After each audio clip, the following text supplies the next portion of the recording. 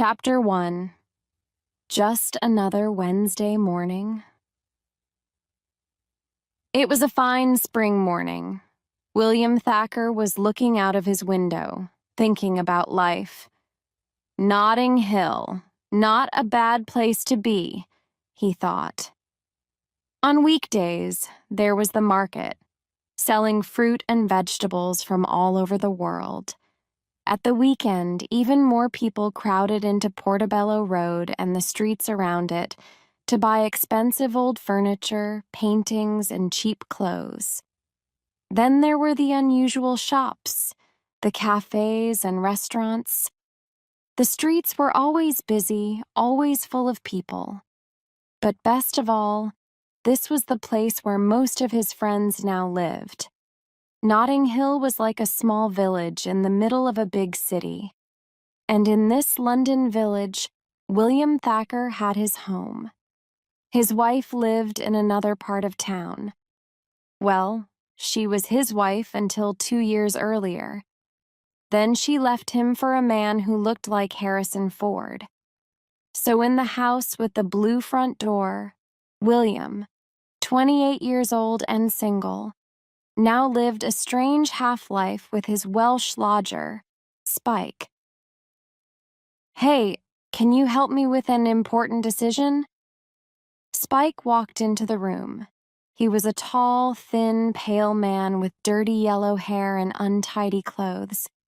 "I'm going out with the great Janine tonight, and I want to wear the right t-shirt." "What have you got?" asked William, trying to show interest. Spike pulled on a t-shirt. On the front, an alien was swimming in a sea of blood above the words, "I love blood." "Well, there's this one. I'm not sure it's romantic enough," William said thoughtfully. "Yes, maybe you're right." Spike ran up the stairs, still talking. "I know you'll like this one." He came back wearing a second t-shirt. "Take me." Read the words on the front, in big black letters. "Well," said William slowly, "will she think you're looking for true love? I'm not sure that she will." "Oh, I don't want her to get the wrong idea. Okay, just one more." He came down in the last t-shirt. Below little red hearts, it read, "You're the most beautiful woman in the world." William showed his surprise. "Yes," he said. "That's perfect. Well done." "Thanks, great. I'm feeling lucky." Spike smiled. He turned and walked proudly upstairs. On the back of the t-shirt, William could now read, "Let's go to bed." "Oh, Spike," he sighed to himself. It was just another Wednesday, another working day. William walked through the market and opened the door to his shop, the Travel Book Company. It was a small shop that sold, well, travel books. But he never seemed to sell many. Inside, there were a few small rooms full of shelves, and every shelf was heavy with books, expensive books, cheap books, large hardbacks, and small paperbacks. William greeted Martin, his assistant. A small man with a beard and a nervous smile, Martin always tried to see the best in life. He liked to please people, but was not very good at selling. In fact, people often thought he was a little strange. William started looking at some papers on his desk. "Great, last week we made nothing. In fact, we lost L347 on those guidebooks to Turkey." "Oh dear. Never mind. Shall I go and get us some coffee? Make you feel better?" Martin asked, smiling. As he left for the cafe, a woman came into the shop. William looked up at her, looked down, thought for a minute, then looked up again. She was a beautiful young woman with long black hair, dressed simply in a black jacket and trousers. He was sure he knew her. Was it possible? Could it really be her? Yes, it was Anna Scott, the biggest film star in the world. To William, to most men, she was the most beautiful woman on earth. He tried to stay calm. "Can I help you?" She looked at him through her dark glasses. "No, thanks. I'll just look around." His eyes followed her as she went over to a shelf. She picked out a large, expensive guidebook full of color photographs. "That book's really not good. If you're thinking of buying it," he said, a little nervously. "Really?" "Yes, but this one is very good," he said, picking up one of the smaller books from his desk. "I think the writer really has been to Turkey." "Thanks, I'll think about it." She smiled. Suddenly, William noticed something on the small screen on his desk. "Just a minute, please," he said. He walked to the back of the shop towards a customer who was hiding between two lines of shelves. Excuse me, sir," he said to the man. "Yes?" "Bad news." "What?" "We've got a camera in this part of the shop." "So?" "So I saw you put that book down your trousers," William told him. "What book?" "The one down your trousers." "I haven't got a book down my trousers," replied the man. "Okay, listen. We seem to disagree about this. I'll call the police and they can take a look." "If I'm wrong, I'm really sorry," William said patiently. Right. And if I do have a book down my trousers?" the man asked. "Well, this is what I suggest. I'll go back to my desk. You take the Cadogan Guide to Bali from your trousers and put it back on the shelf. Or buy it." William walked back to his desk. On the screen, he watched as the book came out of the man's trousers. Then it was back on the shelf. The thief started walking slowly towards the door. William turned back to Anna. "Sorry about that." She smiled. "No, that's fine. I was thinking of stealing one too, but now I've changed my mind." She looked at the copies of the cheaper guidebook on his desk. "Signed by the writer?" "Yes," William said. "We couldn't stop him. If you can find an unsigned copy, you can probably sell it for a lot of money." The thief stopped next to Anna, looking at her with interest. "Can you sign this for me?" he asked, pulling a dirty piece of paper from his coat. Anna sighed. "What's your name?" she asked.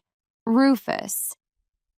She wrote on the piece of paper and gave it back to him. He tried to read her handwriting. "What does it say?" he asked. She pointed. "Well, that's my name. And there it says, 'Dear Rufus, I hope the police catch you next time.'" "Nice," he smiled. "Would you like my phone number?" "I don't think so," she replied. As the man left the shop, she turned to William. "I think I'll try this one." She gave him the large, expensive book and the money for it. "Oh, right. Maybe it isn't as bad as I thought," William said. "Probably quite good. And I'll give you this one free." He dropped the cheaper guidebook into the same bag. "Very useful for lighting fires or for making paper hats?" A sudden warm smile lit up her face. She looked carefully at this amusing young man with blue eyes and thick brown hair.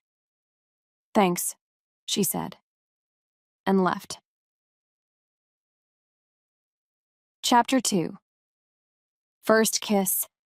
Last kiss? William felt empty. That's it then. She's gone, and I'll probably never see her again, he thought to himself. Here's your coffee, Martin said brightly as he came back into the shop. Thanks. You won't believe who was in here a minute ago. Who? Somebody famous? Martin asked, excited. But William suddenly changed his mind. Oh, no, nobody. Perhaps one day a famous person will come in, said Martin, his eyes shining. I saw one of the Beatles once, Ringo Starr. Well, I think it was Ringo Starr, I'm not really sure. He was quite far away. He had long hair and a beard. So you think you saw Ringo, but perhaps you didn't. Yes, that's right. Maybe it was just a man with long hair and a beard. Yes, maybe. Not a very good story then, is it? Suggested William. He shook his head and finished his coffee. Right, another one? Yes, no, let's go crazy. I'll have an orange juice. 5 minutes later, William left the cafe and hurried back to the bookshop with the orange juice. But as he turned the corner, he walked straight into a woman. The orange juice ran down her shirt. I'm so sorry. He looked up at the woman's face. For the second time that day, it was Anna Scott. Oh, really, I'm sorry. Here. What are you doing? Anna shouted angrily, as William tried to clean her shirt with a paper towel. William jumped back. Nothing. Listen, I live across the street. You can wash at my house. No, thank you. I just need to call my driver. She turned away. I also have a phone. In 5 minutes, you can be clean and back on the street again. She turned and looked at him. Okay, what does across the street mean? How far is your house exactly? William pointed. It's just there. That's my house. The one with the blue door. She looked down at her shirt. Then she looked back up at him. Well, okay. They walked towards William's house. He opened the door. Come in. The house was in a terrible mess. William ran inside in front of her and kicked some shoes under the stairs. He threw away an old pizza and tried to hide some dirty plates. I'm afraid it's a bit untidy. Anna looked around.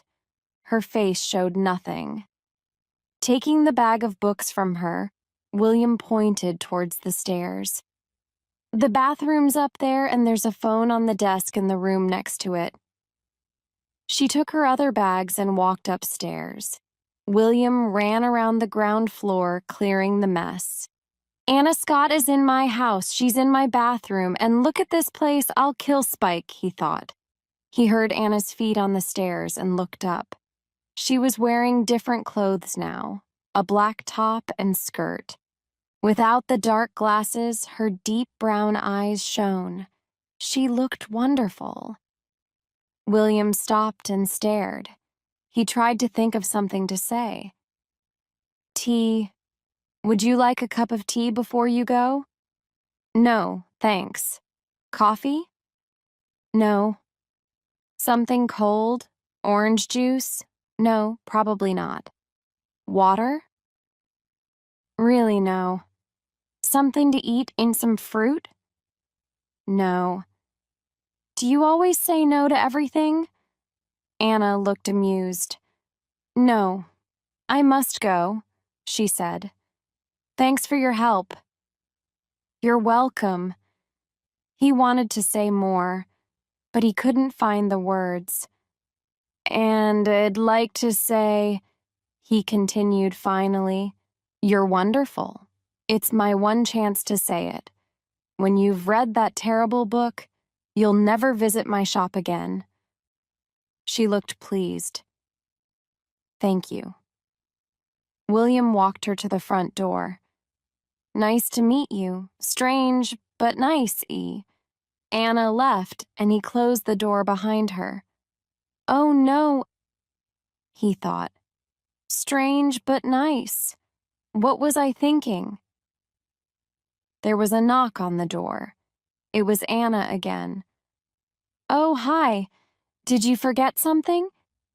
"I forgot my books," said Anna, stepping quickly inside the house. "Oh, right." William ran into the kitchen to get the bag. "Here they are." "Thanks. Well," they stood near the door again. This time, William felt more comfortable.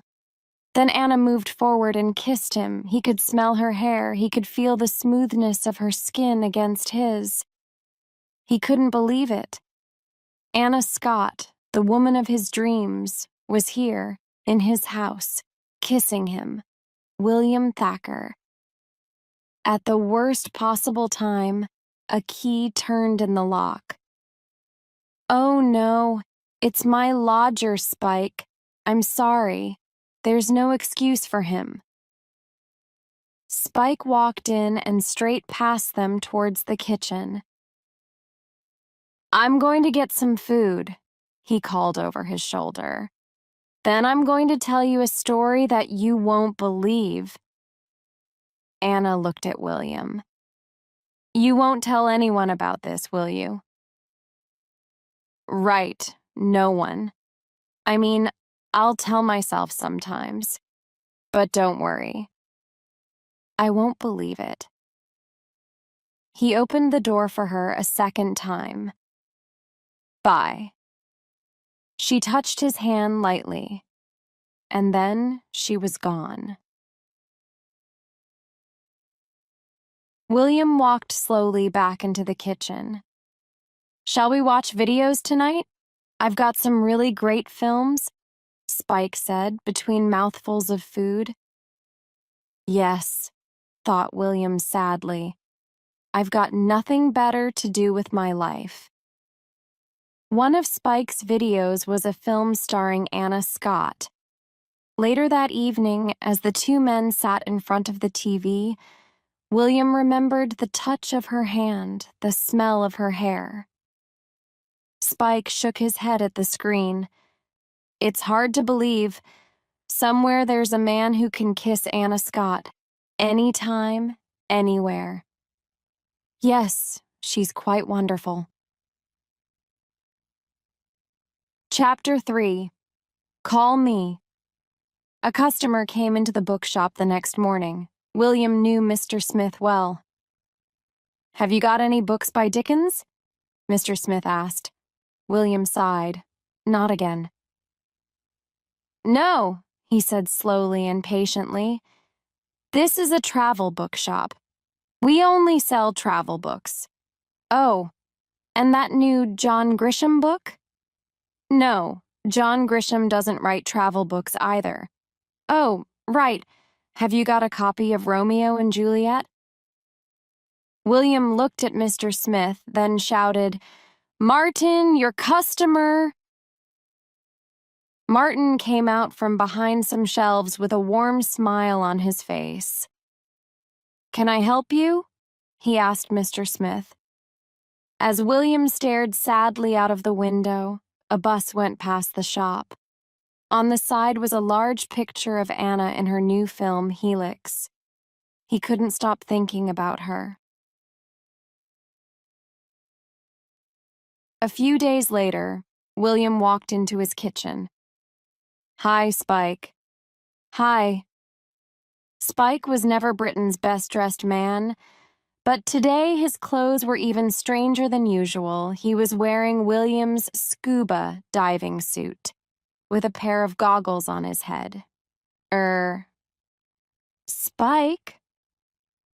Why are you wearing my scuba diving suit? No clean clothes? There never will be if you don't wash them sometimes, William suggested. And I was looking around your room and I found this. Great, isn't it? I think I look good in it, eh? It was a lovely day, and they went outside into the sunshine. Spike, still in the scuba diving suit, tried unsuccessfully to read his newspaper, though the goggles. There's something wrong with these, William, he said, pointing to the goggles. That's because they were made specially for my eyes, so I can see the fish. Oh, right. So, any messages for me? William asked. Yes. I wrote down 2. 2. Were there only 2 messages? You want me to write down all of them? William closed his eyes and sighed. The ones you didn't write down, who were they from? Was there one? No, it's gone. I just can't remember anything about them. Oh, no, wait. Your mother's leg is hurting her again. And don't forget lunch on Saturday. Any others? Asked William hopefully. No, that's it. No others. Spike sat back in his chair and closed his eyes. Then he seemed to remember something. Ah. But you want all your messages. There was one from an American girl a few days ago. Anna, I think she said. William's heart stopped. What did she say? Well, it was a bit strange. She said, "Hi, it's Anna." And then she said, "Call me at the Ritz." And then she gave a different name. What was the name? No idea. One name's difficult enough to remember, but 2... William ran inside. Hello, is that the Ritz Hotel? He said, when a man answered the phone. Can I help you, sir? I hope you can. I'm a friend of Anna Scott. She left me a message. She's staying with you. She asked me to call her. I'm sorry, sir. We have nobody here of that name. No, that's right. I know that. She's using another name. She left a message with my lodger, a bad mistake. Think of the stupidest person you know. Well, my lodger's even worse. He's so stupid. Try Flintstone. William looked up from the phone and turned towards Spike. What? Try Flintstone, Spike repeated. William spoke slowly into the phone. Is it possible that Flintstone means anything to you? I'll put you through, sir. William could hear another phone ringing. He tried to stay calm. What shall I say? He thought to himself. He practiced a few words. Hi, Anna, hi. And then he heard her voice. Hi. Oh, hi, it's William Thacker. I work in a bookshop. You called me? Well, yes, 3 days ago. I'm so sorry. You probably think I was a mistake. My stupid lodger Spike took the message, and he didn't give it to me until now. Oh, okay, she said slowly. Perhaps I could come to the Ritz for tea or something. Yes, but I'm a little busy today. She was silent for a minute. But let's try. 4 o'clock. Right. Great. William put down the phone. Wonderful. Chapter 4. Tea at the Ritz? William arrived at the Ritz Hotel carrying some roses for Anna. As he got into the lift, another young man followed him in. "Which floor?" William asked. "3." The lift stopped at the 3rd floor, and William and the young man got out. They both looked around for the room numbers, then they both turned right.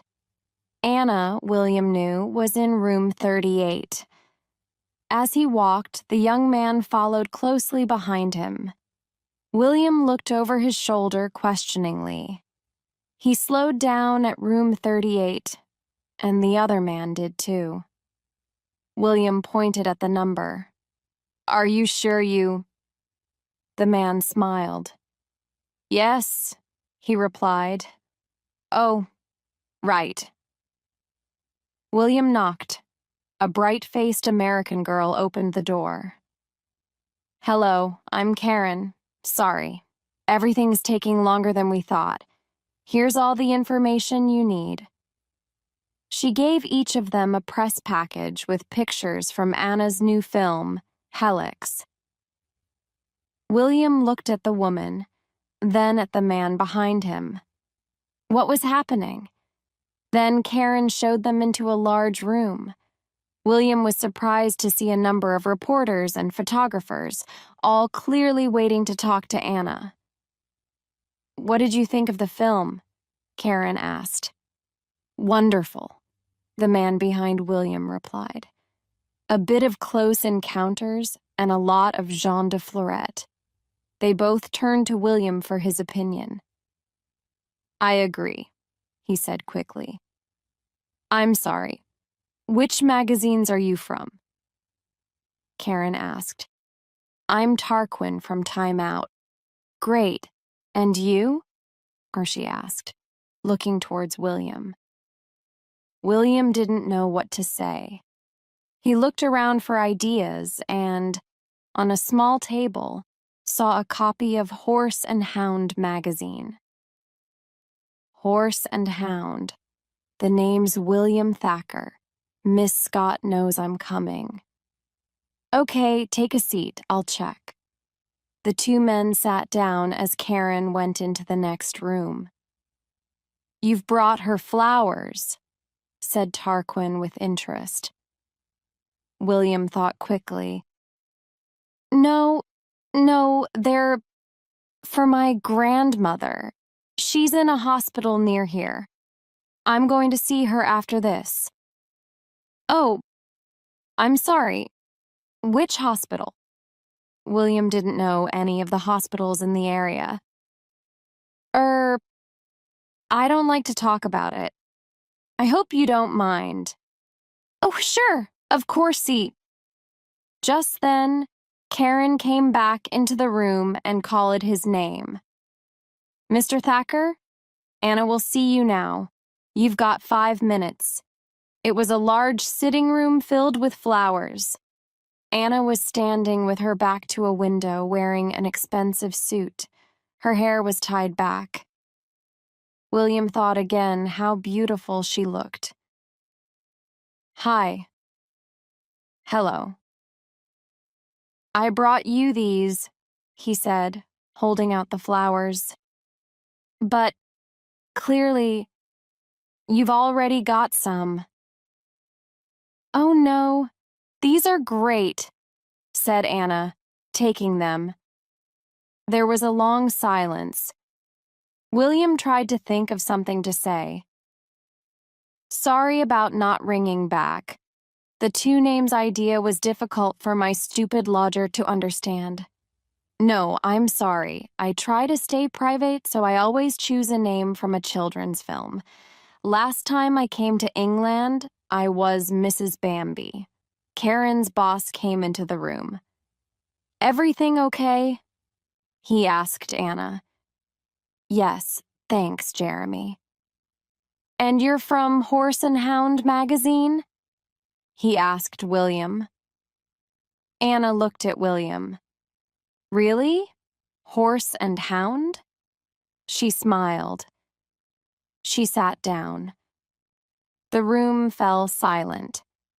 She and Jeremy were looking towards William, waiting. "Right," he said, taking a seat. I'll just start then? He tried to imagine being a reporter for Horse and Hound magazine. What did his readers want to know? Right. The film's excellent. But did you ever think of having more horses in it? He asked hesitantly. Jeremy looked at William and sighed. Well, started Anna, trying to be serious. We wanted more horses, but it was difficult. I mean, there aren't many horses on Mars. Yes, Mars, of course. Very difficult. Jeremy stared at William. Then he looked at Anna, but she seemed happy. He left the room. William put his head in his hands. I'm sorry. I arrived outside and they gave me this press package. I didn't know what to do. No, I'm sorry. They gave me a timetable for this and it ended at 4. Listen. I just want to say that I'm sorry for the other day. The kissing thing. I don't know why I did it. I wanted to make sure you were okay about it. Is that all she wants to say? William thought. He felt hurt, but tried to hide it. Yes, he said. No problem. Of course, that's fine. Jeremy came back into the room and the two fell silent. Don't forget to ask Miss Scott about her next film, Jeremy said helpfully. Oh, yes, excellent. Any horses in that one? Or hounds? Anna looked at him, amused. It takes place under water. Right. Jeremy left the room again. William watched him go, then turned back to Anna. I'm sorry. Thing like this only happen in dreams, not in real life. Good dreams, of course. It's a dream to see you. And what happens next in the dream? Anna asked. Well, William started. In the dream, I just become a different person, a better person, because you can do that in dreams. Then I walk across the room and kiss the girl. But in real life, you know it'll never happen. The door opened again. That's it, Jeremy said. No more time, I'm afraid. Did you get what you wanted? Nearly, William replied, looking at Anna. Okay, maybe on more question. He left the room. Are you busy tonight? William asked Anna. Yes. Jeremy came back in. William and Anna stood and shook hands. It was nice to meet you, Mr. Thacker. She smiled. Strange, but nice. Thank you. You are Horse and Hound's favorite actress. You and Black Beauty. Black Beauty, a horse in a famous children's book and in television programs and films of the story. Tarquin was waiting outside. How was she? He asked. Wonderful. Wait a minute, Tarquin said in surprise. She took your grandmother's flowers. William thought quickly. Yes, that's right. What a pig. He turned towards the lift, but Karen called out to him. This way, Mr. Thacker. You can talk to the others now. The others? Thought William. He found himself in another room with the male star of Helix. Pleased to meet you. Did you enjoy the film?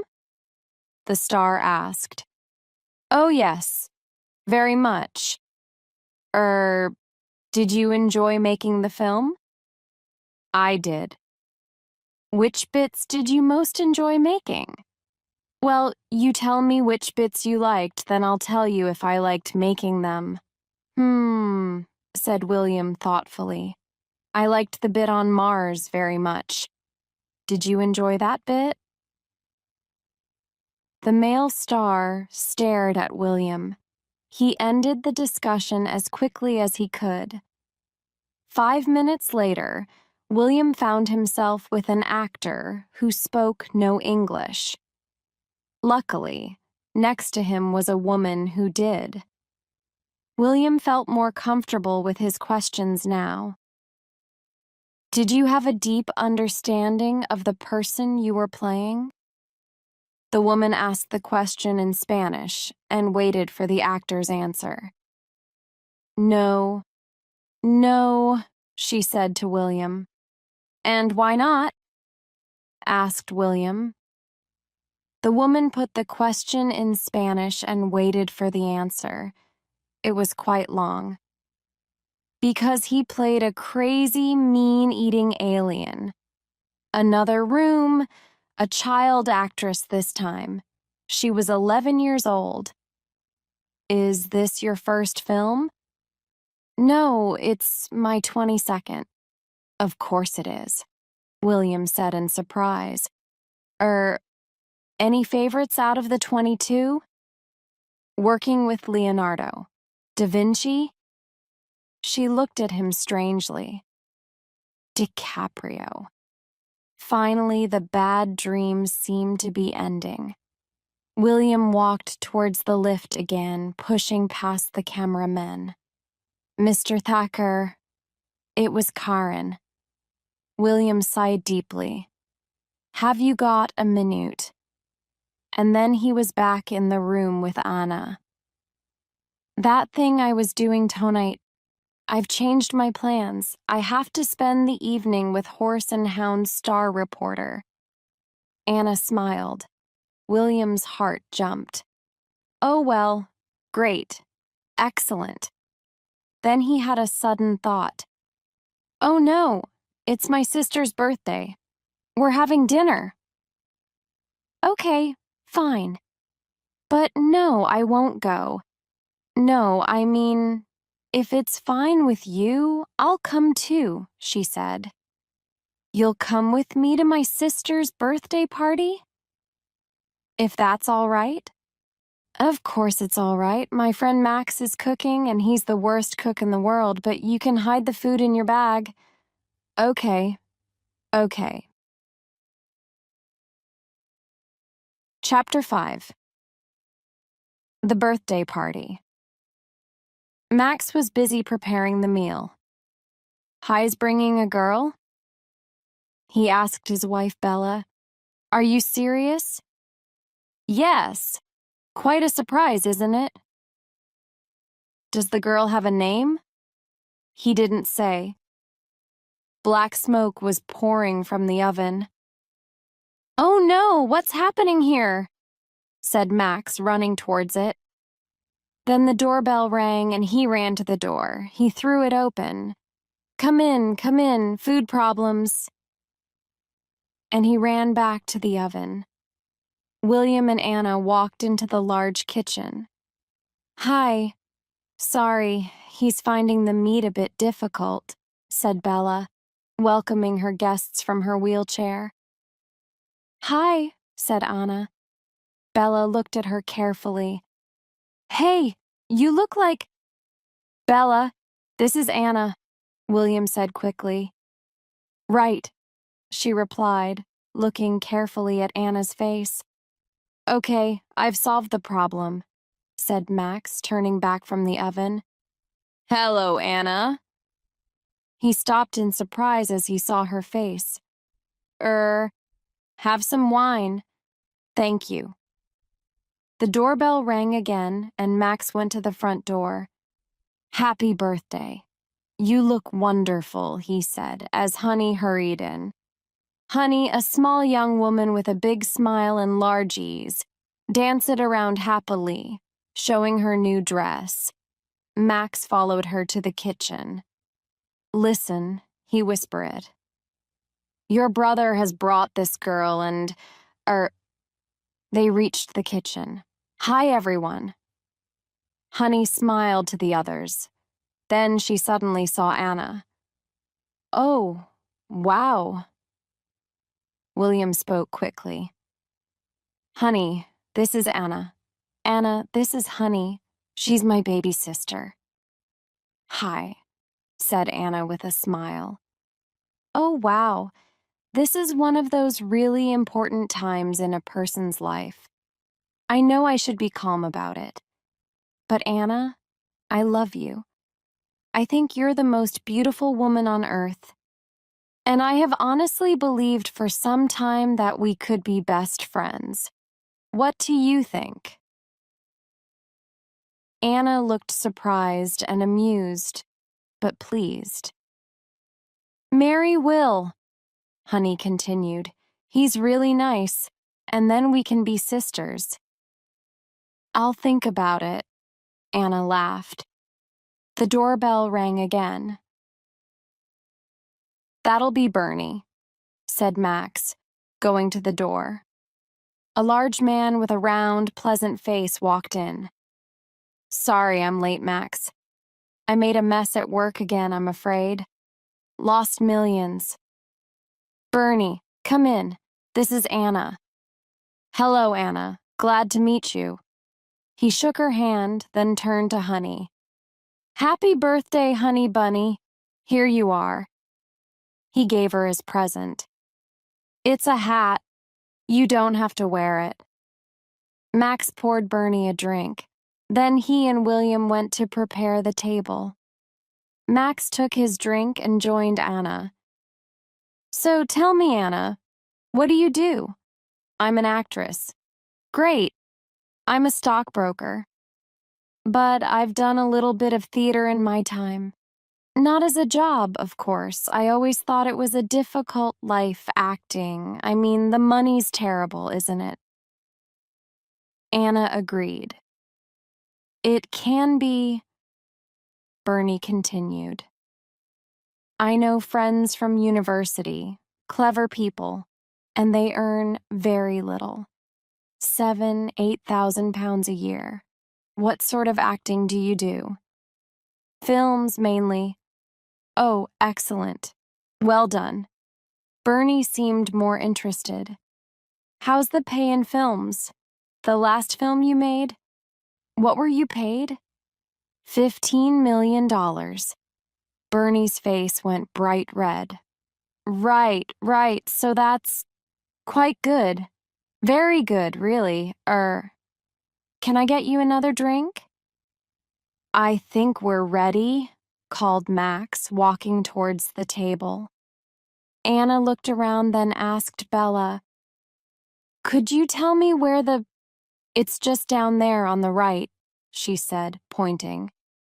I'll show you, offered Honey. Quickly. Talk very quickly. What are you doing here with Anna Scott? Bella said to William after Anna and Honey left the room. The others crowded around them. Anna Scott? Said Bernie, turning pale. The film star? Yes. Oh no. Honey returned to the kitchen and said in a whisper, I don't believe it. I walked into the toilet with her. I was still talking when she started taking off her jeans. She had to ask me to leave. The meal was very enjoyable. The old friends laughed and joked together, and Anna soon felt part of the group. What do you think of the meat, Anna? Asked Bella. Anna answered in a whisper, so Max couldn't hear. I don't usually eat meat. She smiled. Bella put her hand to her mouth. Oh no! She laughed. They moved into the sitting room for coffee.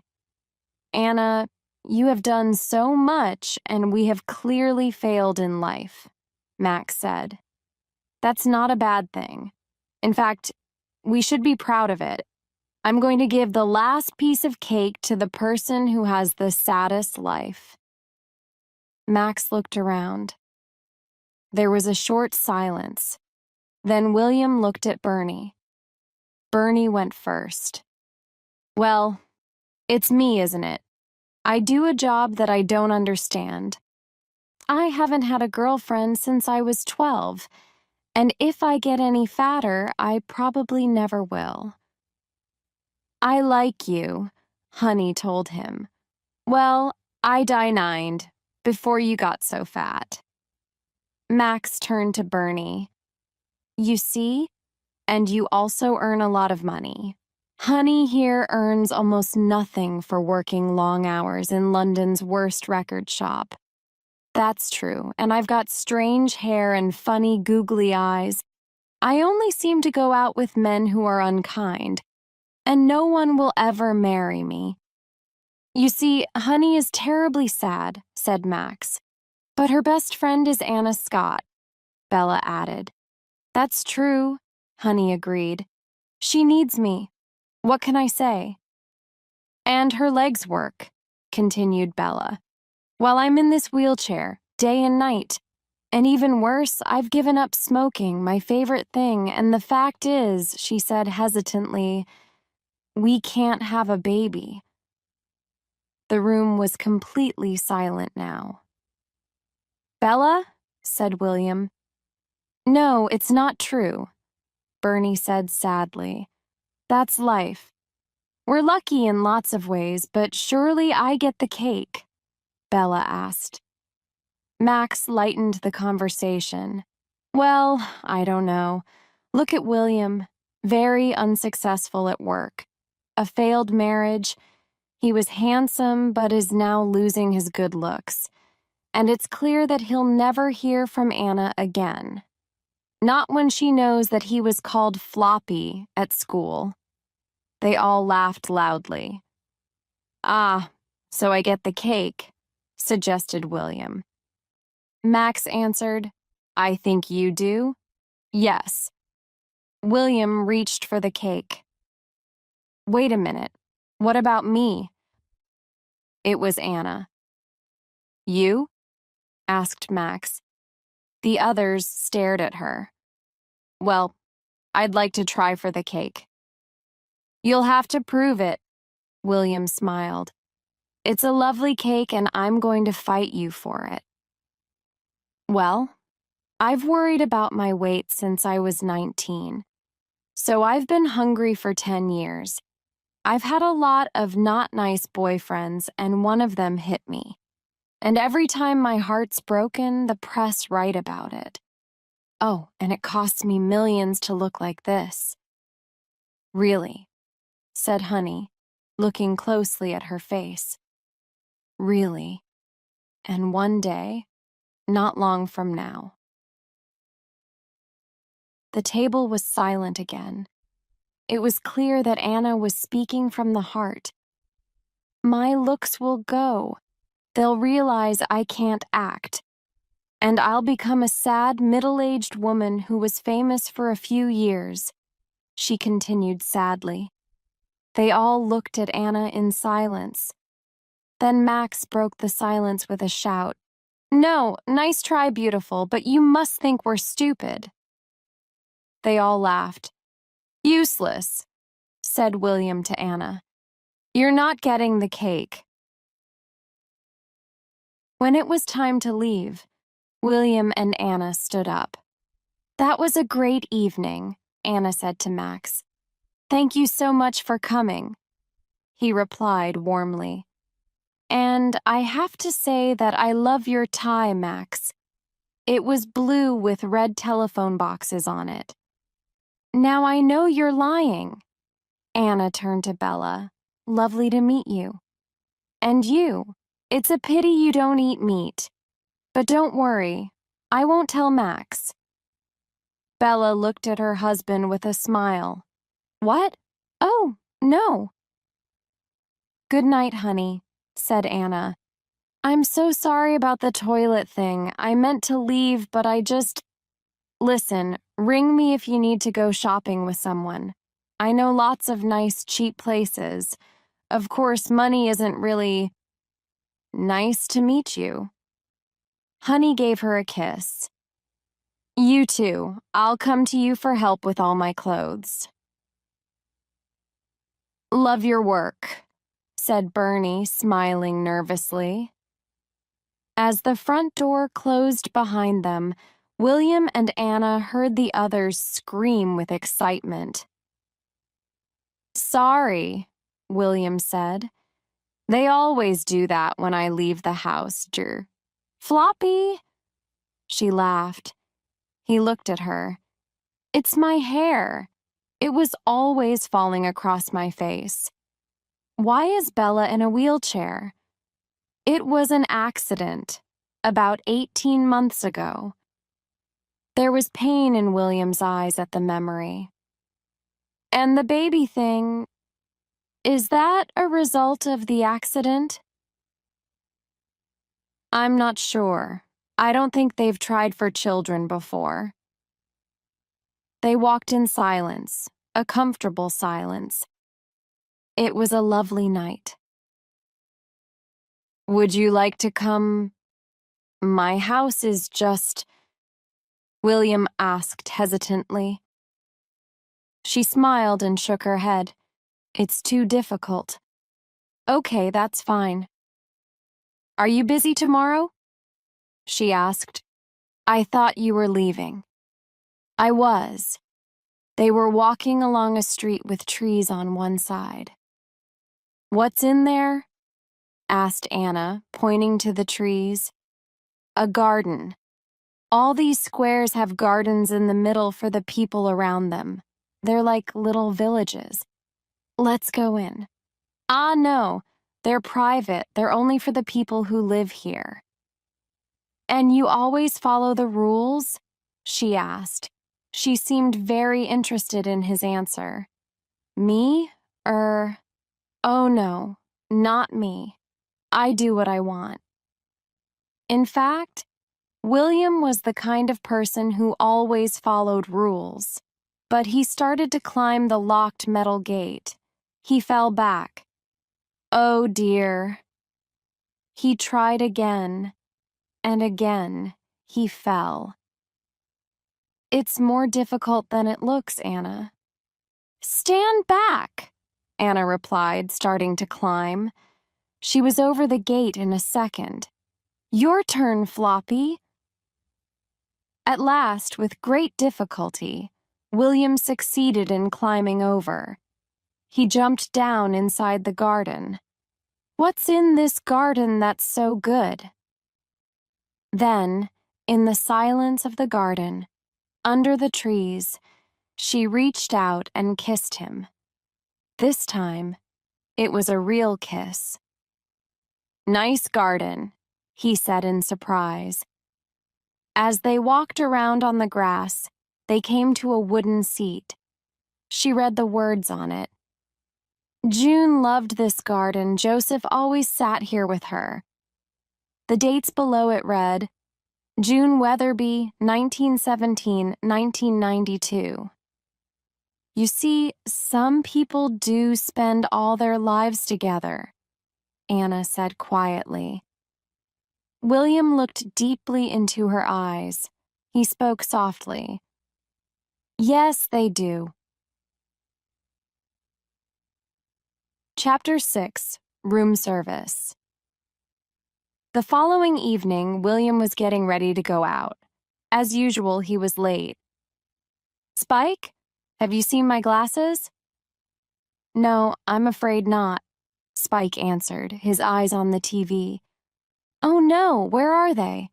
This happens every time I go to the cinema. Usually there are glasses everywhere, but when I really need them, they disappear. It's one of life's little jokes."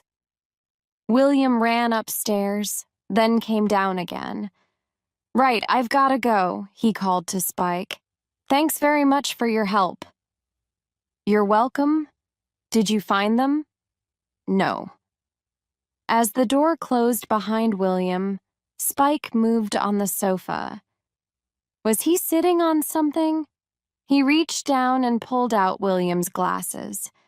At the cinema, William looked a little strange as he sat next to Anna, beautiful Anna, in his scuba diving goggles.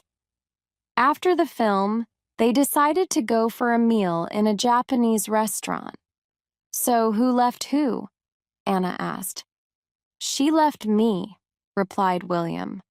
"Why?" She finally saw what I was really like. Oh, that's not good. They could hear loud conversation from a table just around the corner from theirs. No, no, no, I'll take Anna Scott, said a man's voice. William and Anna listened carefully. A second man disagreed. I didn't like her last film. I fell asleep 10 minutes after it started. The first man spoke again. I don't really mind what the films are like, I just like watching her. No, she's not my type. I prefer the other one. The one who gets excited every time you take her out for a cup of coffee. Anna looked at William. Meg Ryan, she mouthed silently.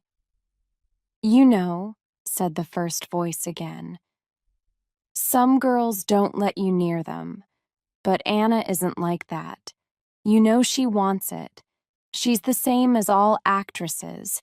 Someone you can just... Anna's smile disappeared. Right, that's enough, William said, standing up. He walked over to the men's table. There were 4 of them. I'm sorry, but can I help you? One of the men said politely. Well, I was listening to your conversation. I couldn't help it. But, you know, you're talking about a real person, and you shouldn't talk about her like that. Oh, go away, who are you? Her father. The men laughed loudly. Anna came up behind William and pulled him away. The men at the table didn't see her face and continued laughing. I'm sorry, William said to her. It's okay. I love the fact you tried. They stared, walking towards the door of the restaurant. Then Anna stopped. No, give me a minute. And she walked back to the men's table. Hi. She smiled sweetly. I'm sorry about my friend. Oh, said the man who was doing most of the talking. He knew her face immediately. Listen, I'm sorry. Please, please, she said. Stop there. I'm sure it was all just friendly talk. It didn't mean anything. And I'm sure you can't help being stupid. Enjoy your meal. The fish is really good. She walked back to William, still smiling. The men sat in silence, their mouths hanging open. Outside the restaurant, Anna said, Why did I do that? It was wonderful. No, I'm stupid and... What am I doing with you? I don't know, I'm afraid, he replied, smiling. I don't know either, she said softly. They arrived at the front door of the Ritz. Do you want to come up? She asked quietly. There seem to be lots of reasons why I shouldn't. There are lots of reasons, but do you want to come up? His look said yes. Give me 5 minutes. She smiled and walked towards the lift. For William, time seemed to pass very slowly. The hands on his watch refused to move. Exactly 5 minutes later, he knocked at the door of her room. She opened it. Hi. Something seemed to be wrong. Hi, said William, kissing her. It's wonderful to be able to do that. Anna's eyes were wide and there was a very serious look on her face. You have to go, she whispered. Why? My boyfriend. I thought he was in America, but in fact, he's in the next room. Your boyfriend? William couldn't believe it. Who is it? The man was standing in the doorway. Behind Anna now. Jeff was a famous film star. Handsome, too. Women all over the world dreamt about him. William thought quickly. Room service. How are you doing? I thought you people always wore suits, Jeff said in a friendly way. Well, yes, but I've just changed because I'm going home. This is my last call. Oh, great. Could I have some really cold water up here? I'll see what I can do. And maybe you could clear these dirty plates while you're here. William calmly picked up the dirty plates. Really, don't do that, Anna said nervously. I'm sure that's not his job, she told Jeff. Is there a problem? Jeff asked William. No, it's fine. What's your name? He asked. It's, Bernie. Well, thank you, Bernie, he said, pushing 5 pounds into William's hand. Jeff 2-aproned to Anna. Hey, good surprise or bad surprise? Anna looked uncomfortable. Nice surprise. Jeff kissed her. She's lying, he said to William. She hates surprises. He turned to Anna. So what food are you ordering? I haven't decided. Well, don't order too much. I don't want people saying, there goes that famous actor with the big fat girlfriend. Jeff laughed, leaving the room. William looked at Anna. I think I should leave. This is all very strange. I didn't realize... I'm so sorry. I don't know what to say. I think goodbye is probably the right word. William walked downstairs and out into the lonely night. His heart ached. Chapter 7. Alone. Again. William looked out of the window of his house, lost in his thoughts. Talk to me, William. This is me, Spiky. Tell me what's wrong. William never usually spoke about his feelings, but this time he needed to talk to someone, even if it had to be Spike. Well, okay, there's a girl, he began hesitantly. Uh-huh, a girl. I thought so. Speak, friend. She's someone who can never be mine. I've been close to her, but I can never be as close again. And I really miss her. Spike looked thoughtful. Yes, that's a problem. I missed a girl at Swansea Station once. I got the time wrong. I left 5 minutes before the train arrived. He laughed. Thanks, William sighed. Very helpful. That night, William ate with his friends at Tony's restaurant. They were the only people there, as usual. They often ate there because Tony was an old friend. This was his first restaurant. He was trying hard to make it a success. On the front page of Bernie's newspaper was a picture of Anna and Jeff at Heathrow Airport.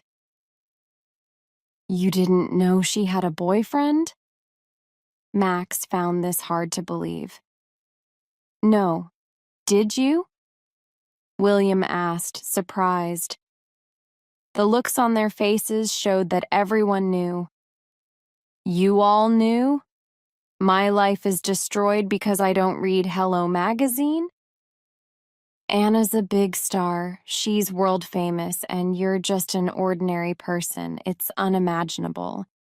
But don't worry, I have the answer to your problems. Everyone looked at Max with interest.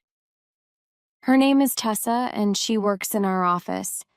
She's a bit strange, but she's very clever, and her kisses are unbelievable. Bella put her head on the side and looked at him. Well, that's what people tell me, he finished quickly. So a few days later, the friends sat together again at the dinner table in Max and Bella's kitchen. William was worried. The doorbell rang. As Max answered the door, the others could hear the visitor's loud, excited voice. I got lost. I didn't know where I was. Everything around here has the word Kensington in it. Kensington Park Road, Kensington Gardens, Kensington Park Gardens. Max introduced the visitor as they came into the kitchen. Tessa, this is Bella, my wife. Oh, you're in a wheelchair, said Tessa brightly. That's right. And this is William, Max continued. Hello, William. Max has told me everything about you, she laughed. Has he? Replied William nervously. Some wine, Tessa? Max offered. Oh, yes, please. Let's get drunk, Willie. William looked even more worried. A few weeks after Tessa's visit, Max and Bella had another dinner party. This time they invited a woman called Kezia to meet William. She was pale and thin, and she sat nervously at the table. Meet Kezia? Max asked, reaching for her plate. No, thank you. I only eat fruit. Max and Bella looked at her and then at William. Only fruit? William asked. I believe that fruit and vegetables have feelings, so cooking hurts them. I only eat things that have fallen from the tree. Then they're already dead, Kezia explained. Right. Very interesting. So these potatoes were murdered? Yes. Murdered. Poor potatoes. Terrible, agreed William. Oh, when will this evening end? He thought to himself. So Tessa and Keziah came and went. Neither was a success, but Max didn't give up.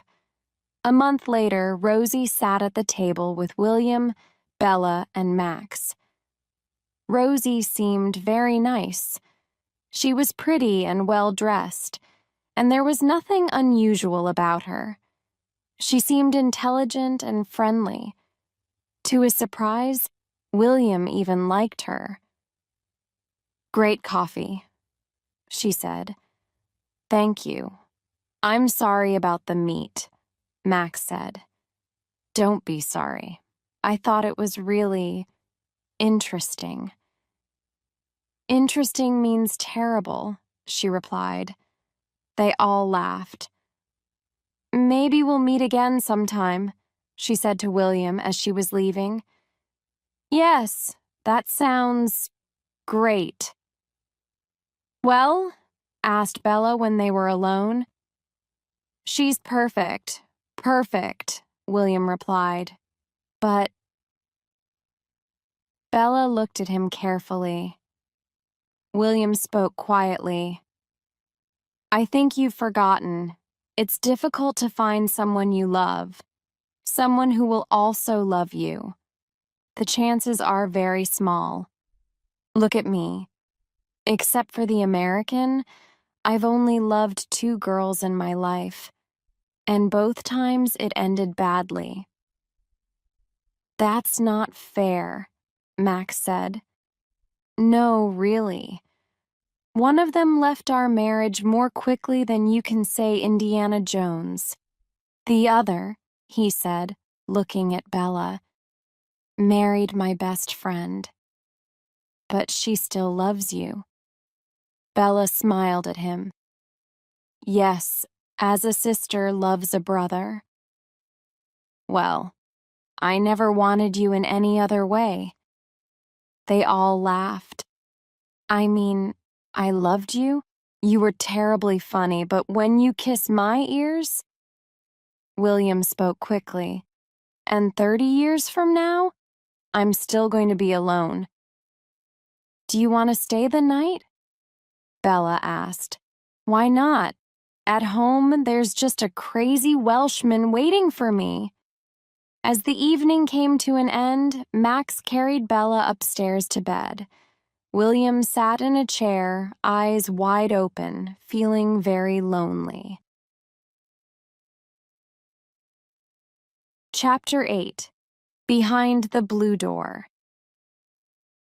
The following morning, William walked home. He thought about Max and Bella and how much in love they were, and he thought about his own life. What was he doing? Where was he going? He arrived home and got ready for work. As he was looking in the mirror, the doorbell rang. Who's that at this time of day? He thought. Probably the postman. He went downstairs to answer it. He opened the door, and his heart jumped. It wasn't the postman. It was a beautiful woman in dark glasses. Unbelievable. "Can I come in?" Anna asked. "Come in." Her hair was a mess and she looked tired and unhappy. But to William, she looked wonderful. He took her into the kitchen and Anna poured out her story. "The photos were taken years ago," Anna explained. "I was poor. It happens a lot." "That's not an excuse, I know, but it's worse than that. While one man was taking photos, another man was filming me. I didn't know anything about that. Now it looks like a dirty sex film, and, well, they've sold the pictures, and they're everywhere." Anna looked ready to cry. William shook his head. "And now I don't know where to go," Anna continued. "There are crowds of reporters outside the hotel. I just need to get away from them."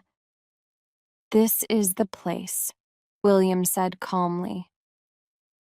"Thank you," she said quietly.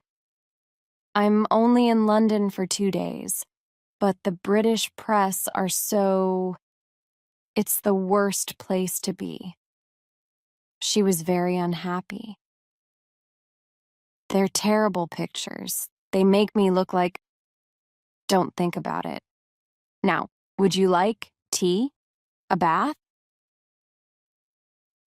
"Oh, yes, a bath." 5 minutes later, Spike came in though the front door, looking excitedly at the pictures of Anna in his newspaper. "Wow, look at that, wonderful," he said to himself as he walked upstairs. He opened the bathroom door, still reading. He went over to the toilet without taking his eyes off the newspaper. "Are you Spike?" a voice said from behind him. Spike looked up, then turned his head slowly. He couldn't believe his eyes. There, in the bath, was Anna Scott. He quickly left the bathroom, calmed himself down, then opened the door again. Anna saw his face come slowly round the door, his mouth hanging open. "Hi," she said, smiling. "I just wanted to be sure." Spike backed out and closed the door again. "Oh, thank you," he whispered, closing his eyes. After her bath, Anna looked calmer. "I'm really sorry about last time," she said to William in the sitting room. "Jeff just flew in. I thought we were finished." "No, that's fine. I don't often get the chance to clear away the dirty plates of a Hollywood star. I enjoyed it very much. How is he?" "I don't know. One day I couldn't remember any of the reasons that I loved him. And how are you? And love?" "Well, there's a question, without an interesting answer." "I have thought about you," she said, looking into his eyes. "Oh, no. William's heart ached. It was too painful. He didn't want her to continue, but she did. "But there's a problem. When I try to be with someone ordinary, it never works." "Of course, I completely understand. Thank you for telling me that." William felt uncomfortable and changed the subject. Is that the film you're doing? He asked, pointing to some papers in her hand. Yes. We start filming in Los Angeles on Tuesday. Would you like me to help you learn your lines? Will you? She looked pleased. It's all talk, talk, talk. What's the story about? I'm a difficult but clever young officer who, in about 20 minutes, will save the world. Well done, you. William found the language of the film almost impossible to understand, but he read the other parts for Anna, and she practiced her lines. They had great fun. As the day passed, Anna seemed to forget about her problems. So what do you think of the film? She asked when they stopped. Exciting. It's not Jane Austen or Henry James, but it is exciting. You think I should do Henry James? I'm sure you'd be great in Henry James, but, this writer's quite good too. Yes, she said. Nobody in the Wings of the Dove says, tell the Pentagon we need Black Star cover. And I think that's a pity. Anna smiled her widest smile. He really was helping. Later that evening, they sat down to eat. I can't believe you have that picture on the wall, she said, looking at a cheap copy of Chagall painting. You like Chagall? He asked. I do. That's how love should feel, a big dark blue sky with a fish falling from it. Yes, happiness isn't happiness without a fish falling from the sky.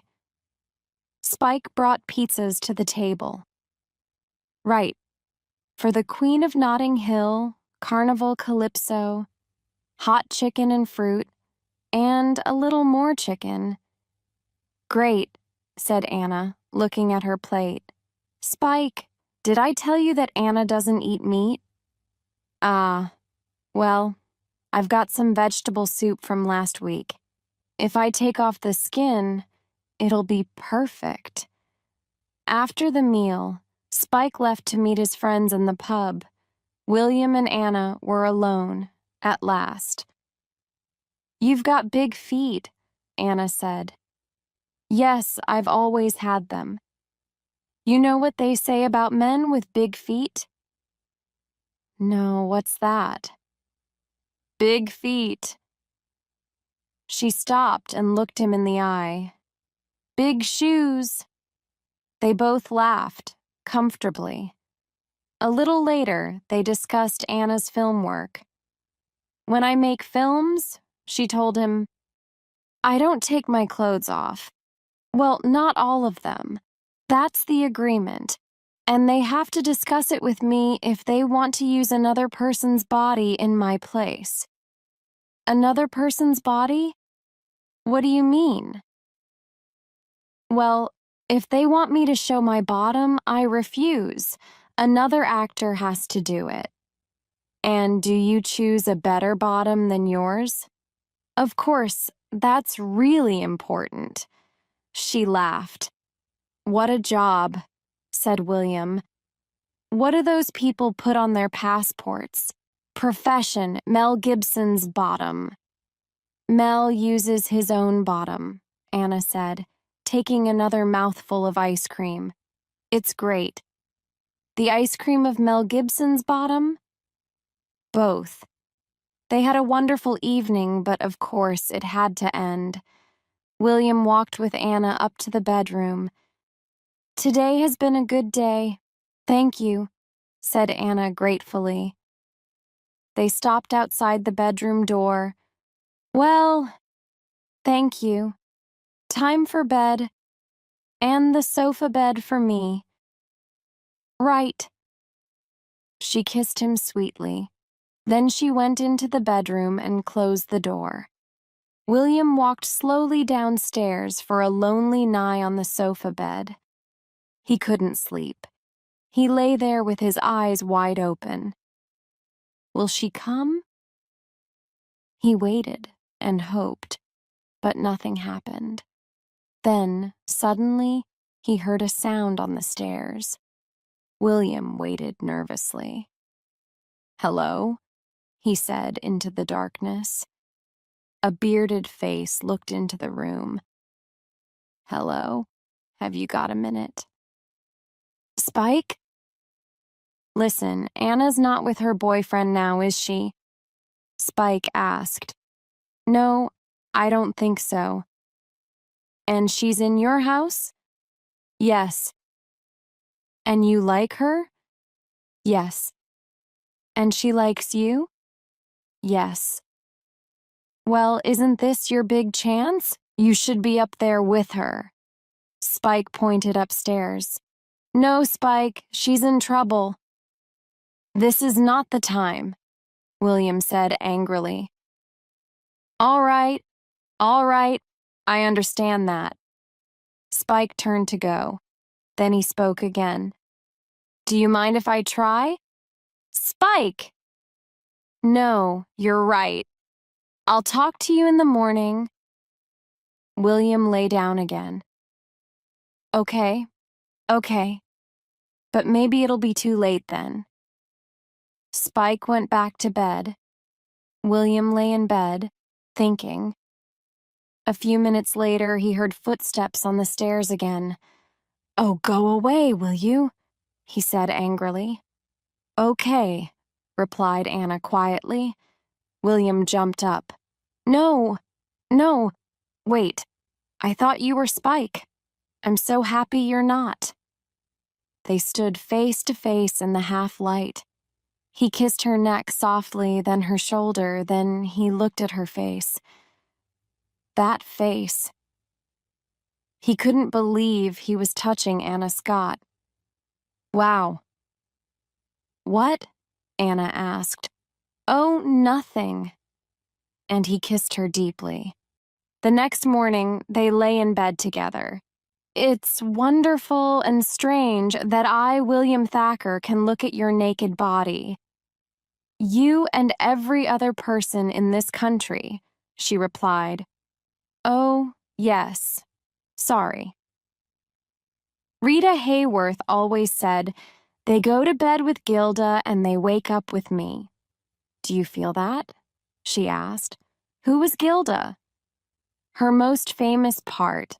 Men went to bed with the dream and woke up with the reality. Do you feel that way with me?" "You're lovelier this morning than you have ever been," he replied. Anna smiled. "Oh." Then she jumped out of bed. "I'll be back. Don't go away." 10 minutes later, Anna returned with breakfast. Breakfast in bed. She smiled warmly. She sat on the bed and asked hesitantly, "Can I stay a bit longer?"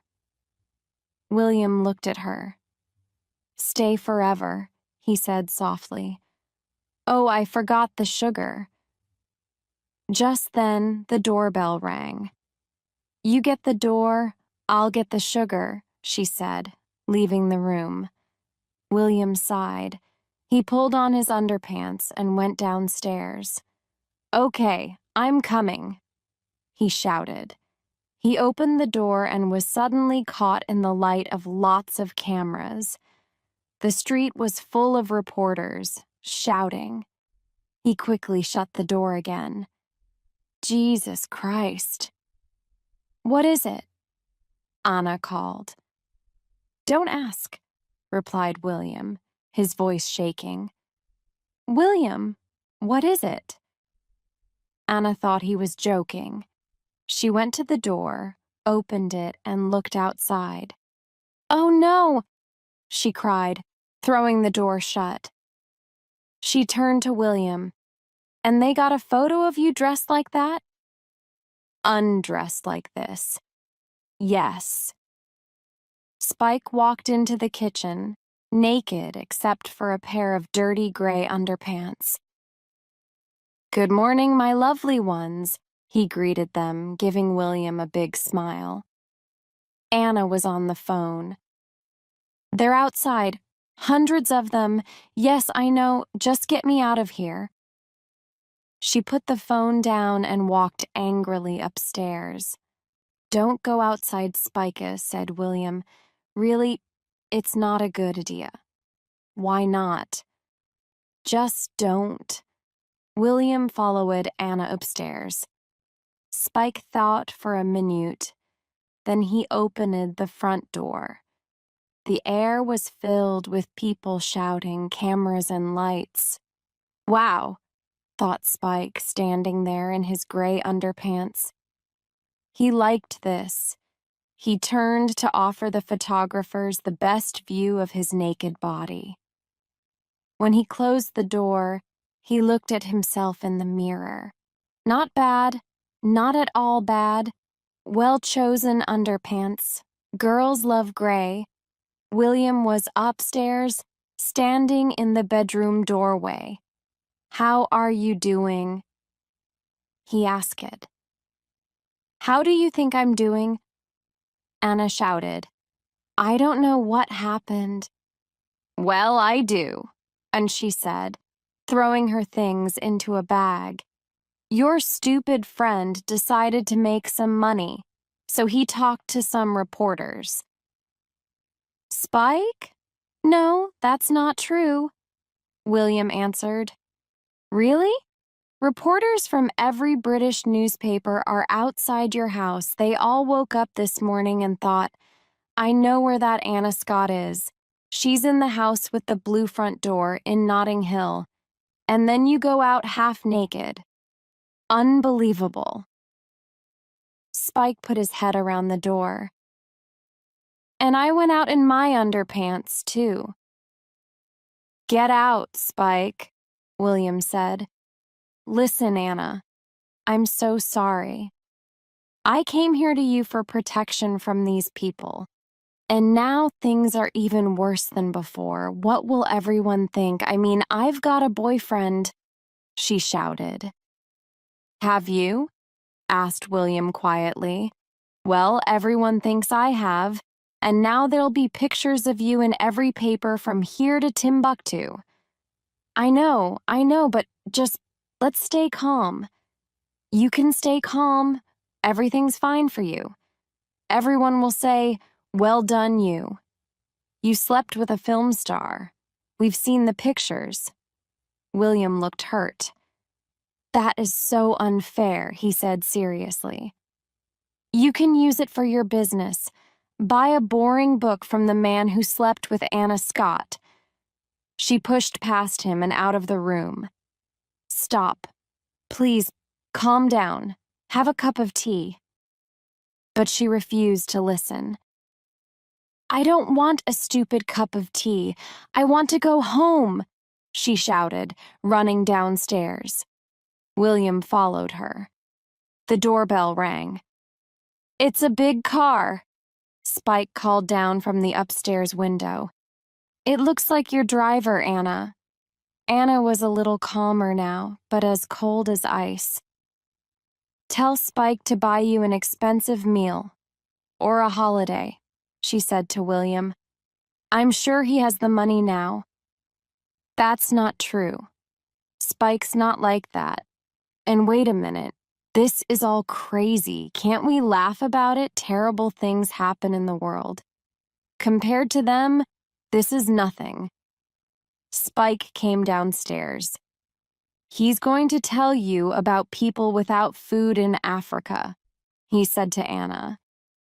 Well, it's true, said William, and we don't have to go as far as that. My best friend had an accident and is in a wheelchair for the rest of her life. Anna's face softened. Okay, you're right, of course. But I've had this problem for 10 years, and you've only had it for 10 minutes. You can't imagine what it's like. I mean, tomorrow all this will be yesterday's news. You don't understand, do you? She looked at him. They keep these photos. Every time someone writes about me, these photos will be in the papers. Newspapers last forever. I'll be sorry about this forever. The color left William's face. He realized now that this was the end. Right, fine. I won't be sorry if it's all right with you. I'll always be glad you came. But you're right. You should go. She looked at him sadly, and then the doorbell rang again. Keeping her head down, Anna ran outside. There were shouts from the crowd of reporters and photographers, and then she was gone. William turned to Spike. "Was it you?" he asked. "Well," Spike said slowly, "it's possible that I told one or two people in the pub." William sighed. "Right." Chapter 9. New Hope. Summer ended, and autumn leaves began to fall. William continued with his life, but he couldn't escape a feeling of emptiness. Every day was the same. He lived through that winter in a dream. Nothing seemed important. And then it was spring. "We've got something for you," said Honey, coming into the bookshop. Spike stood behind her in the doorway. "You'll love me for the rest of your life." "What is it?" asked William, interested. "The phone number of Anna Scott's office in London and the one in New York. You can ring her. You think about her all the time. No, you can ring her." William knew Honey was trying to help. He tried to look pleased. "Well, thank you. That's great." "It is great," she said, smiling. "See you tonight." Honey and Spike left. William looked at the piece of paper in his hand for a minute. Then, with a sigh, he threw it away. That evening, the friends met again at Tony's restaurant. Tony's dream was at an end. His restaurant was closing. Bella spoke for them all. "Exactly a year ago, this man here started the finest restaurant in London." The friends all laughed and shouted, but sadly, no one ever came to eat here. "Just a very small problem," said Tony, smiling. Bella continued. "And so, from next week, we have to find somewhere new to eat. It's a sad time." Tony smiled again, but the smile couldn't hide his unhappiness. "But I just want to say one more thing, Tony. Don't think there's something wrong with you. We can't always understand the reasons why things happen. Some things succeed and others fail. Nobody knows why. Some of us get lucky and some of us lose our jobs," Bernie finished. "No," said Bella in surprise. "Yes, it's true," Bernie replied with a sigh. "They're changing everything, and there's no place for me. Well, you know I was no good." "So we go down together," said Tony, lifting his glass to Bernie. "To Bernie, the worst stockbroker in the world." They all laughed and drank. "I've got something to say, too," said Honey, standing up. I've decided to get married." They all looked surprised. "I've found myself a nice, strange-looking man. I know he'll make me happy for the rest of my life." "Wait a minute," said William. "I'm your brother, and I don't know anything about this." "Is it someone we know?" asked Max. Bernie looked hopeful. "Yes. I'll tell you when the time is right," she replied. She sat down again, and the conversation turned to other subjects. While the others were talking, Honey whispered softly to Spike. Spike? It's you." "Me?" He looked surprised. "Yes? What do you think?" "Well, yes, great." He smiled. "Are there any other important things that anyone wants to say?" Max asked. "Yes," William said seriously. I want to say that I'm sorry. I'm really sorry for the way I've been for the last 6 months. I have, as you know, been a little unhappy. A little unhappy? There are dead people that are more fun to be with, laughed Max. But I want to make it clear that I have turned a corner. From today, I have decided to be happy. So, all that business with the American is in the past now? Max asked. I believe it is. William smiled. You don't think about her all the time? No, I don't think I do. So you're not interested that she's back in London, or that she's filming every day in Hampstead? Max showed him a newspaper with a picture of Anna on the front page. William sighed. Oh, no. So you are a little interested then, said Max. The following day, William was in Hampstead. He found the place where they were filming. Can I help you? Asked a guard. I'm looking for Anna Scott. Does she know you're coming? No. No, she doesn't. I'm afraid I can't let you in. Oh, right. I mean, she's friend, but you can't let you in, repeated the guard, turning away. Behind the guard, William saw Anna walking across the grass. She looked beautiful in a long dress and with her hair piled on top of her head. There were people all around her, ready to help her. Suddenly, Anna looked up and saw William. Her face showed surprise. William smiled nervously, and then she walked towards him, followed by the crowd of people. This is very, she started hesitantly. I only found out you were here yesterday. I wanted to ring, but I didn't think you... Anna continued. Anna, we have to go. They're ready. It was one of the film people. Listen, William. It's not going well, and it's our last day. Yes, right. You're clearly very busy. But wait, there are things to say. Okay, William said. You could drink tea. There's lots of tea. She smiled at him as she was taken away. Come and watch, a woman said to him. Do you like Henry James? This is a Henry James film? He asked, remembering his conversation with Anna a year earlier. The woman left William with Harry, a sound man. You can listen if you like, Harry said, pointing to some headphones. William put them on. Then he sat in a chair to watch the action.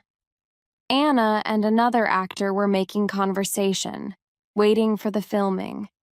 William could hear everything through the headphones. So I ask you when you're going to tell everyone, and you say, Anna said to the other actor, tomorrow will be soon enough. And then who was that man you were talking to just now? The other man asked. Oh, no one, a man from the past. I don't know what he's doing here. It's difficult. William's heart stopped. What was he doing there?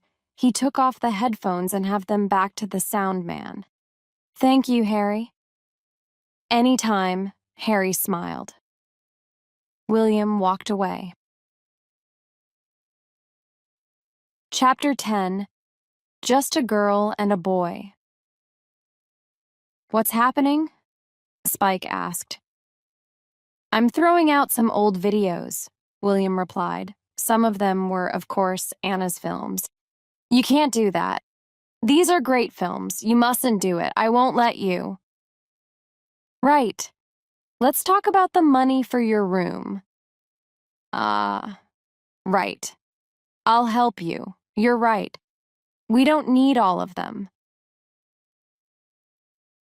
The next day, at work, William was at his desk when Martin called to him. "Excuse me, William, there's a package," Martin said. "Well, you work here, don't you?" he replied. "But it's not for the shop. It's for you." "Okay," William sighed, getting up from his desk. "But tell me, what exactly do I pay you for?" William walked towards the front of the shop and stopped suddenly.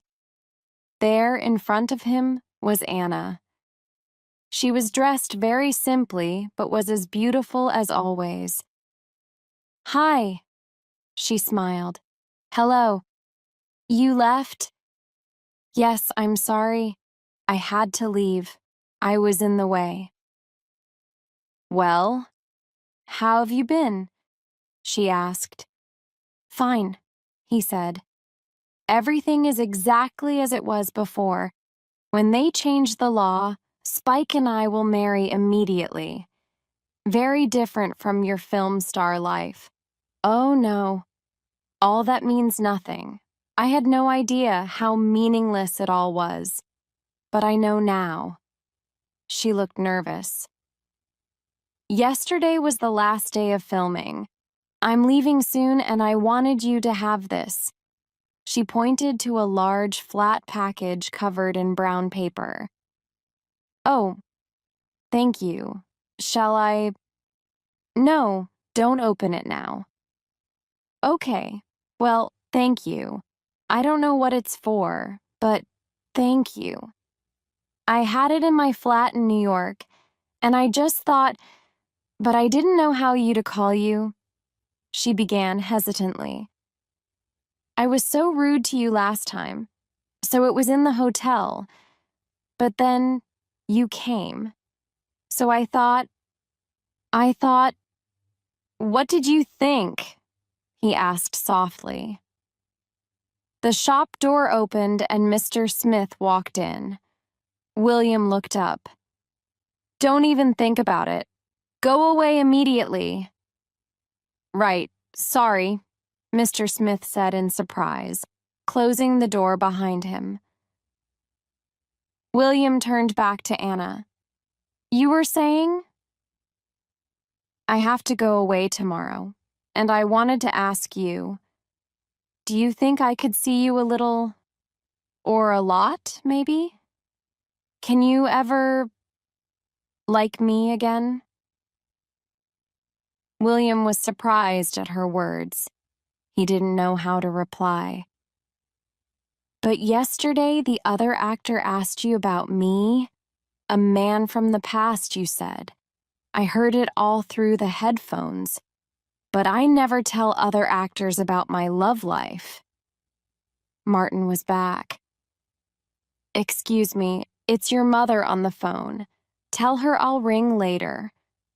"I tried that, but you said that 24 hours ago and she's still waiting. Her foot was purple then, and it's now turning black." "Okay," William sighed, walking to his desk. "Look after Miss Scott, Martin." Martin smiled nervously at Anna. "I loved you in Ghost. It was a wonderful film." "Is that right?" she said, surprised. "Yes." "What's Patrick Swayze like in real life?" "I'm afraid I don't know him very well." "Oh?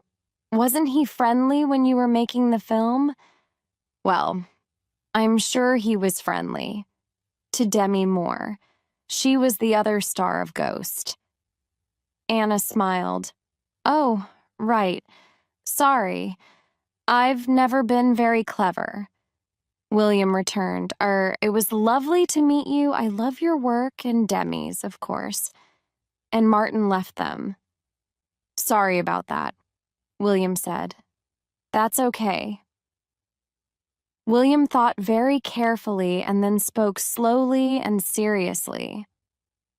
"Anna, I'm an ordinary sort of person. I'm not often in and out of love." The words were not coming easily. "Can I just say no to your kind offer?" Anna continued smiling, but the hurt showed in her eyes. Yes, that's fine. Of course, of course. I'll just go then. Nice to see you. Anna, the fact is, he felt he must try to give words to his feelings. With you, I'm in real danger.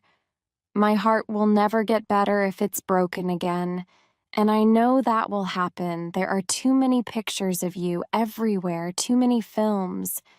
You'll continue with your life, and I'll be finished.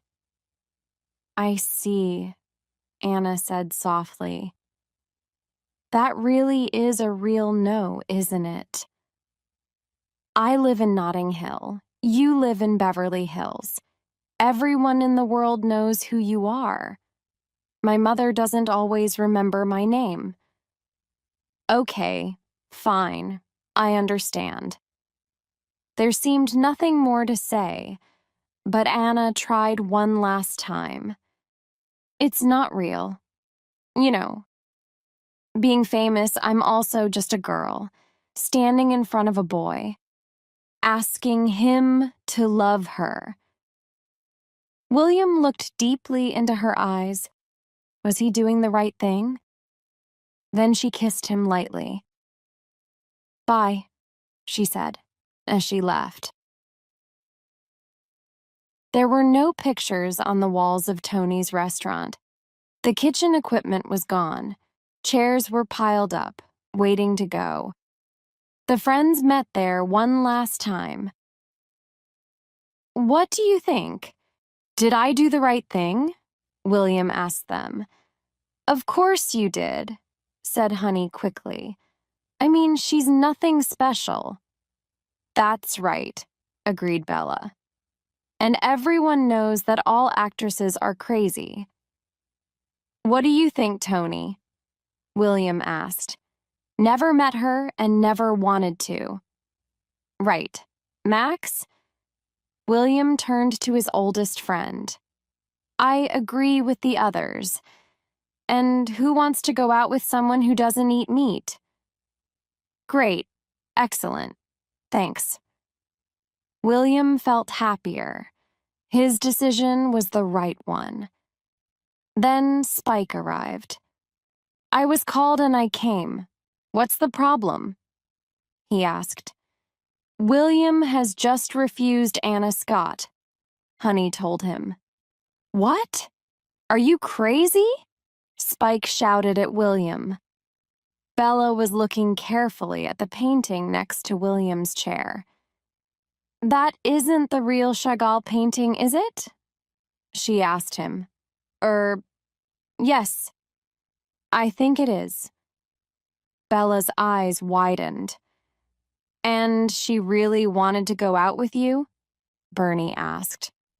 Well, yes. That's nice. What? Asked William. Well, it's nice when someone wants to go out with you, replied Bernie a little sadly. It was quite sweet, really, said William, remembering.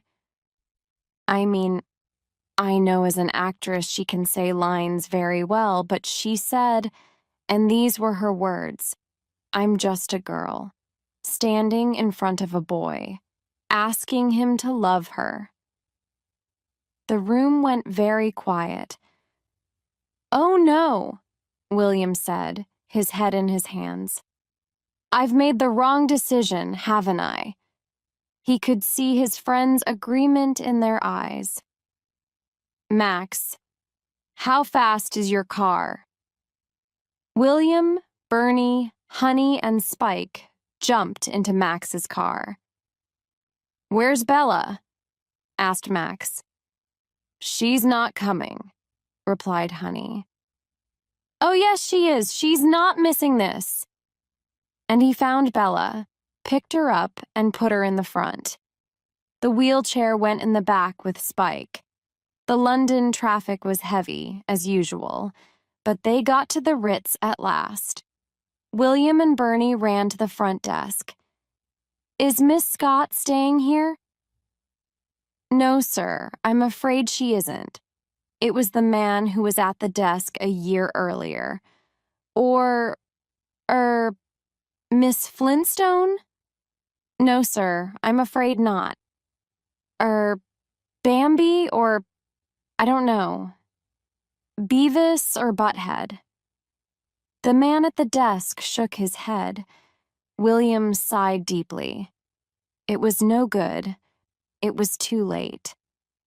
But as he turned away, the man spoke.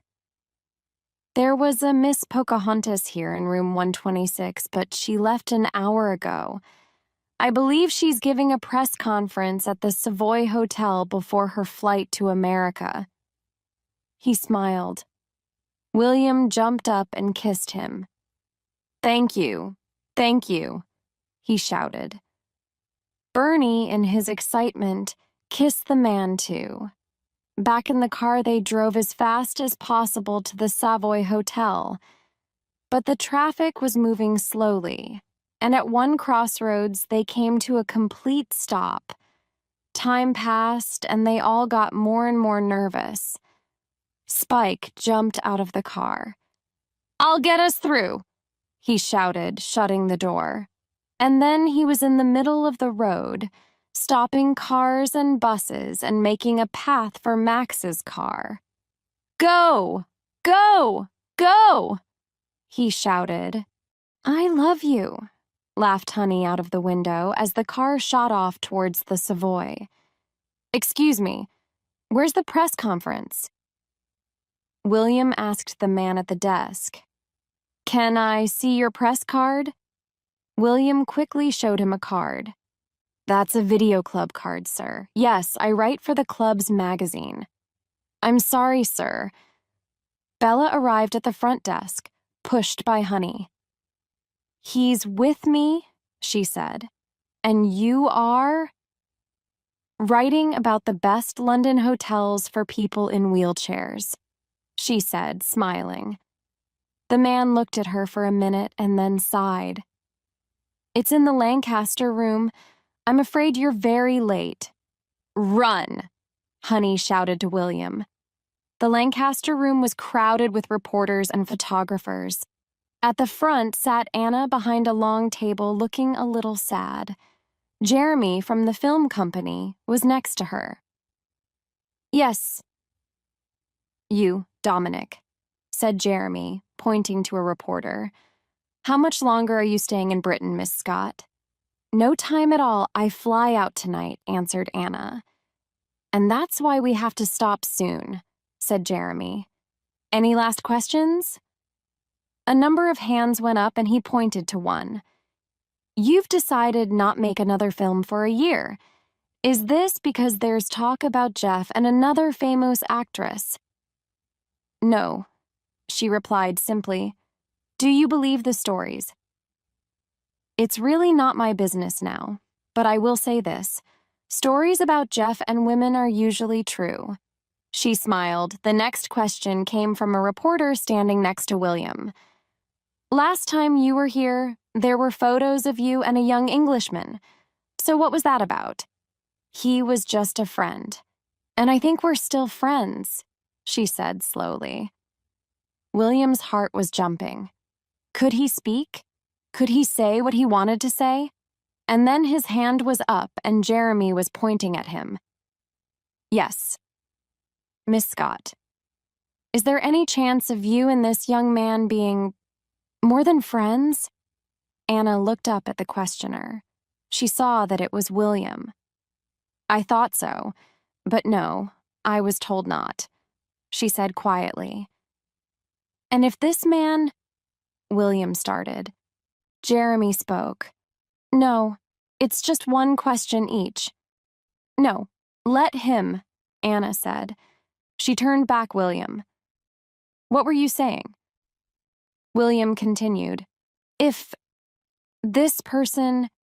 His name was Thacker, said one of the reporters helpfully. Thank you, William smiled. If this Mr. Thacker gets down on his knees and asks you to think again, what then? Max, Bella, Bernie and Honey all waited, open-mouthed, for her answer. I think my answer will be yes. Her smile lit up the room. That's excellent news. The readers of Horse and Hound will be very happy. Anna turned to Jeremy and whispered something. Dominic, would you like to ask your question again? Said Jeremy, pointing to the reporter. Yes, Miss Scott, how long are you planning to stay in Britain? Anna looked at William questioningly. He returned her look, smiled, and mouthed the word, yes. For a very long time, smiled Anna. Suddenly, the reporters realized what was happening. They crowded round William, asking him questions. Photographers took pictures. Max and Bella kissed. Bernie kissed a woman standing next to him. Everyone was smiling and laughing. Spike arrived at last, red-faced from running. What happened? He asked Honey. She put her arms around him and held him tightly. It was good, Spike. It was so good. How did it all end? This love story between the biggest film star in the world and an ordinary bookseller from Notting Hill? Well, it is too early to say. But the signs are good. The wedding was a quiet one, with family and close friends. Tony made a wonderful cake. Max danced wildly around the dance floor, looking like James Bond in his white dinner jacket.